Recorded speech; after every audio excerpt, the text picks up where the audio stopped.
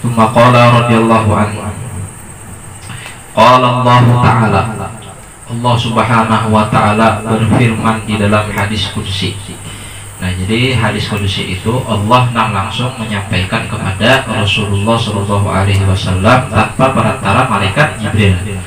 Sedangkan firman yang jadi landasan Al-Quran atau dalil-dalil Quran itu adalah firman yang disampaikan oleh Allah Subhanahu wa Ta'ala melalui malaikat Jibril, dan Jibril menyampaikan kepada Rasulullah Shallallahu Alaihi Wasallam.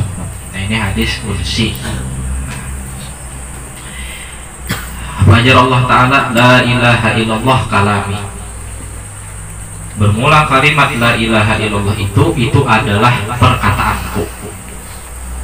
Wa ana huwa, dan aku adalah dia. Karena la ilaha illallah memang sejatinya memang Allah, tidak ada Tuhan selain Allah. Man qalaha dakhala hisni, barang siapa mengucapnya, mengucap la ilaha illallah, maka ianya masuk di dalam penjagaanku, jaminanku. Wa man dakhala hisni amina min iqabi, barang siapa masuk di dalam jaminan penjagaanku, niscaya ianya aman daripada siksaku, baik di dunia ataupun di akhirat. Nah, karena sejatinya orang mukmin itu selama ianya la ilaha illallah selalu dalam jaminan Allah Subhanahu wa Ta'ala. Apa arti jaminan? Andai katanya garing lain azab. Nah, kayak itu toh. Jangan memaham jaminannya, artinya toh ada jaminannya, jam miskinnya seumur hidup aja. Artinya tuh kita ini selalu ada hitungannya. Palihan kita kada baik, padahal hitungannya ada. Nah, miskin dua kaya tuh biasa. Miskin tuh ada kelebihannya, ada kurangnya. Sama sugih. Sugih itu ada kelebihannya, ada kurangnya. Jadi takarub ilallah itu dua cara. Ada nang lewat cara miskin, ada nang lewat cara sugih. Nah, cuma tersakit cara miskin, paksainnya kada dari makan sabar ya. Itu paling sakit sudah cara miskin. Jadi sebenarnya patutlah kalau orang tuh berpinta-pinta sugih itu patut. Kenapa? Karena amunnya dibanyak dibanding kekurangannya, banyak kurang si miskin pada sugih. Si miskin ini jangan ibaratnya makan mihina kali. Serius maaf. Bobat kada kau ngalih si miskinnya. Jadi banyak kriminal si miskin sejujurnya. Kalau sugih nyaman, apalagi nya berilmu, ketika Allah Ta'ala sarik duinya bersedekah, hilang marahnya Allah, karena sedekah itu kawa menghilangkan marahnya Allah. Baik. Makanya orang gering behari, bilanya gering-gering bahwa bersedekah. Nah, bersedekah itu kadang nunggu sugih juga, apa kemampuan seorang, apa keikhlasan seorang. Soko bersedekah 200 perak lebih dihitung oleh Allah daripada bersedekah 2000 tapi orang tersinggung. Nah, itu tadi. Nah, jadi sugih dua kaya itulah. Sugih ulang takarub ilallahnya nyaman. Apa nyamannya takarub ilallahnya? Inya hendak apa-apa nyaman. Kuitan garing nyaman bawa rumah sakit. Coba na miskin. Kuitan garing bodoh aja toh lalu, ya Allah ini terbaik sagan pian matikan mati akan ya Allah. Kuitan doakan mati. Yang miskin. Nah itu bang, buru nek kalaparan kada kau beri beres lantaran seorang miskin. Baru sugih juga. Jadi wajar aja nih hamba tuh mengucap sugih. Cuma miskin dua sugih, samuaan itu pasti ada kekurangannya. Itu bang sifat makhluk itu pasti ada kekurangannya. Nah itu bang menandakan kita makhluk. Nalah sugih urang toh kawalah menukar roh, jakahnya ada naruh tuh kawa ditukar. Jangan artinya masalah rumah aja nang kenal nanginya bangun jakah roh tuh kawa ditukarnya. Cuma roh tuh kalau ditukar gawian Allah Subhanahu wa Ta'ala itu menunjukkan sehebat-hebat kita di dunia, sesugih-sugih di dunia tetap lemah di hadapan Allah Subhanahu wa Ta'ala. Jadi yang sugih bersyukur dua keadaannya nang sugih. Selain itu jangan bepada harap ataupun koyok. Kenapa? Hakikatnya lamah juga ada kawin juga. Nang miskin pulang harus ridho dua ketentuan Allah. karena nang kita yakini apa malaikat maut aja toh kada pernah lalai melaksanakan tugasnya kayak malaikat pemberi rezeki. Pernahlah mendengar malaikat mau terlambat, terus wah pasti tepat sesuai waktunya, bahkan jadi alasan dah malaikat maut ini kenapa mati ya, habis umur ya, jadi alasan sudah tuh. Artinya malaikat maut itu kada pernah lalai melaksanakan tugas terlambat sedikitnya kada suah, sama halnya malaikat pemberi rezeki sedikit pun yakin dia kada suah terlambat, yakin aja. Buktinya Pak, napas orang, buktinya napas kita seorang Pak, coba rasakan, suahlah malaikat dah memutus napas kita tuh terlambat, suahlah hingak terlambat, malaikat menyulungi membagi terlambat, membagi rahmat ini terlambat harus suah. Nah jadi kita harus yakin dua Allah apapun yang terjadi sudah sesuai kadarnya. Dan si miskin bukan berarti miskin kada, kaya itu kada jadi tujuan, sugih itu kada jadi tujuan. Bahkan apa jadi sugih itu hanya akibat dari hasil kerja keras atau keberuntungan, itu aja. Jadi sugih itu jangan dijadikan tujuan. Udah hendak mengaji sugih, berarti tujuannya mengaji hendak sugih, padahal sugih itu lain tujuan. Nah kenapa sugih itu cuma akibat dari kerja kerasnya atau akibat dari keberuntungannya, mbah dapat apa-apanya sugih. Nah, jadi itu jangan jadi tujuan kita apa? Tujuan kita miskin ataupun kaya mencari keridhaan Allah Subhanahu wa taala dengan cara miskin ataupun kaya. Nah, sama aja. Bah dunia ini hitung ya pian. Kita nih masuk ke dalam pesawat. Jadi kita nih masuk ke dalam pesawat. Percaya benar kita ini selamat di dalam pesawat tuh, percaya. Kenapa? Padahal kita kada kenal ada dua si pilot, patuh ada bukan garansi kada, percaya aja kita selamat pilot ini membawa, percaya kada? Padahal bukan diran dia ada semua betaguran kada semua, percaya kita dua orang yang kada kenal itu kok nyelamatkan kita. Masuk ke dalam taksi pulang, sonono pepanderan betaguran paling kiri pir aja, atau kanan pir. Ulun ada di sini cangang berdua kira-kira aja bisa dulu kayak itu. Percaya kita yuk bepanderan kada, kenal kada, dua supir, percaya kita dua supir, umpat si supir ini selamat sampai tujuan. Kenapa hidup di dunia ini Allah Ta'ala nang menyupir, nang berkuasa atas segala sesuatu yang di dalamnya. Kenapa kan percaya Allah? Nah, seharusnya kita lebih percaya dan yakin dua aturannya Allah Subhanahu wa taala. Nah, ini nih. Jadi la ilaha illallah. La ilaha illallah itu kawa memberasihakan hati. Semalam kita bahas kenapa jadi bersihnya, meniadakan Tuhan yang selain dari Allah dulu di hati diberasihakan. Hanya dimasukkan Allah satu-satunya. Nah, jadi akibat dari hati bersih itu, maka Allah orang itu memandang ada lagi dengan mata, tapi dengan hati.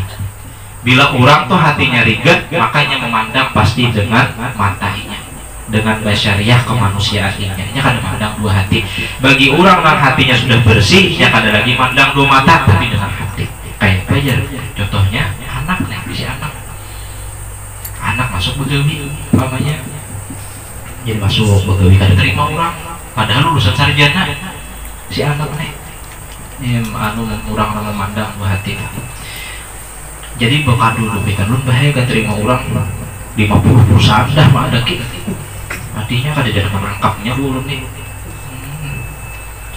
Nah priubah ya, sayangnya abah ini mencari-cari kesalahan.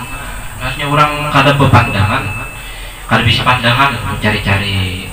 Cucu kayak kamu nilai sarjana ikan rendah, coba kamu terima orang.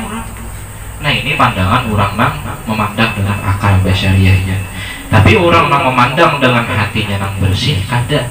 Kita lihat pengalaman orang, lihat orang nang pengusaha tuh kebanyakan ada lulusan sarjana, membuktikan bahwa sugih itu kada mesti jadi sarjana. Di situ tuh timbul percaya do Allah tak, biar kada sekolah tuh kok aja begawi.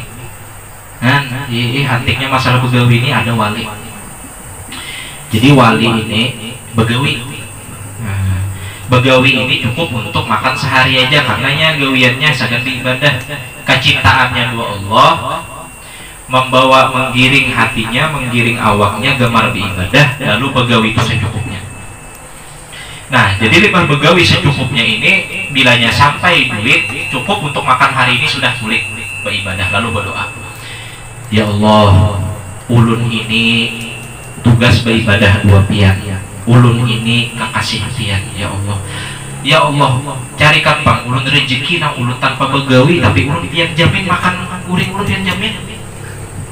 Ini berdoa, itu si wali takabul. Takabulnya kenapa? Sekalinya esok hari dituduh orang jadi maling. Entah kenapa kisahnya tuduh orang jadi maling, ayam orang gak hilang, apakah malam itu inya lalu kah di rumah orang itu ayam orang hilang, tuduh orang jadi maling. Mau tuduh orang jadi maling, kayaknya masuk dalam penjara. Bang masuk dalam penjara, timbul beribadah aja di penjara, makan surungi urang, minum surungi urang. Lalu menggerutu di hati, jujur Allah Ta'ala nih berarti diandak di penjara tuh supaya jangan begawi lagi. Nah jadi ternyata Allah Ta'ala tuh mengatur makhluk tuh kadang maha asyik. Jadi Allah Ta'ala tuh asyik sejujurnya. Jadi berpinta-pinta tuh ya berhati-hatilah berpinta-pinta. Jadi api-api berpinta-pinta tuh pikir-pikir gitu. Nah pikir-pikir minta duit 1 miliar aja duit kadang-kadang tangkap kurang lah penjara, bah tangkap kurang penjara bebaskan kurang, salah tangkap diubah kurang 1 miliar ganti rugi. Jadi api-api bila berdoa tuh. Nah itu tuh hati-hati lah. Nah inilah ilaha illallah tadi. Abdu, nah, waqala sallallahu alaihi wasallam, Rasulullah bersabda, addu zakata abdanikum biqauli la ilaha illallah. Hendaklah engkau bayar zakat badan kalian dengan mengucap la ilaha illallah. Nah, jadi orang mengucap la ilaha illallah ini kita menzakati badan. Kenapa badan perlu dizakati? Nah, kita buka. Jadi harta itu kenapa dizakati? Zakat itu adalah hak orang. Bila zakat itu kada dikeluarkan inya secara paksa, maka inya akan keluar dengan cara paksa. Contoh, ulun bisi duit 1 miliar kada pernah berzakat. Lantaran ulun kada tahu syariat atau ulun tahu hukumnya, tapi ulun koler, maka inya akan keluar dengan sendirinya. Apa? Yang timbul penyakit, timbul kebakaran, karena ada hak duit kurang pada kita. Nah itu juga awak ini dizakati, kenapa? Supaya jangan tapi penyakitan. Nah, cucuk aja punya penyakitan menyeraput salis maan, buku tuh kurap sangkati, menyeraput penyakit yang ada bisa. La ilaha illallah. Jadi la ilaha illallah ini menjakati awak supaya penyakit itu kadada.